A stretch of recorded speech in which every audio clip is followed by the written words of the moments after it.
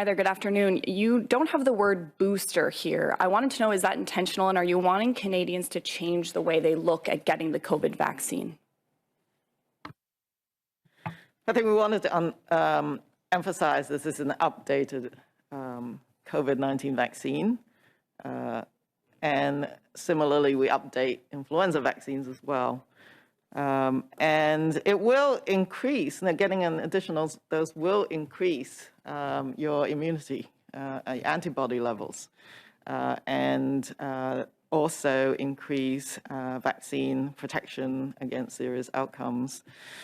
Yeah, it's a matter of terminology, but I think we're trying to standardize and simplify some of the various terms at the moment. I know perhaps Dr. Sharma has a take on that, and Dr. Tunis as well.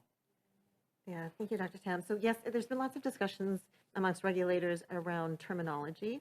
And so there's an internationally agreed upon simplified dosing schedule now. So we won't see the words primary series as much or booster. And it's not quite stabilized yet, but the idea is that we'll get to a place where it may be much like the flu vaccines, where people may be on a regular schedule getting an updated vaccine. And so really, I think there's more benefit just talking about the latest vaccine or the updated vaccine rather than going back to years ago when we were talking about your very first 2 doses or speaking about boosters. I don't mind the word booster because it actually does talk about what the vaccines, additional doses of the vaccines do for the immune system.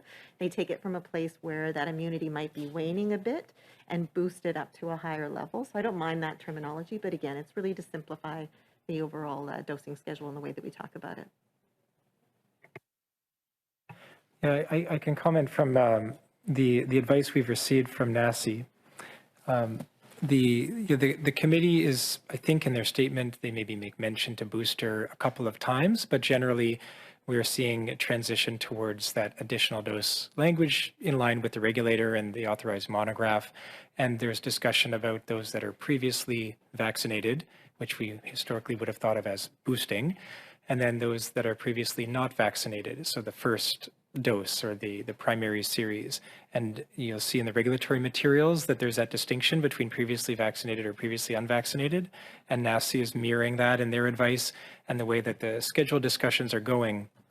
One thing I'll note is that with this authorization for Moderna today, the NACI advice is updating, onboarding Moderna into the recommended options for this fall. We don't have the others yet. So Pfizer or Novavax are both submitted and under review by the regulator, and they might have slightly different schedules as they have so far for the previously unvaccinated or the primary series. So NACI has been working through the summer trying to look at all the products.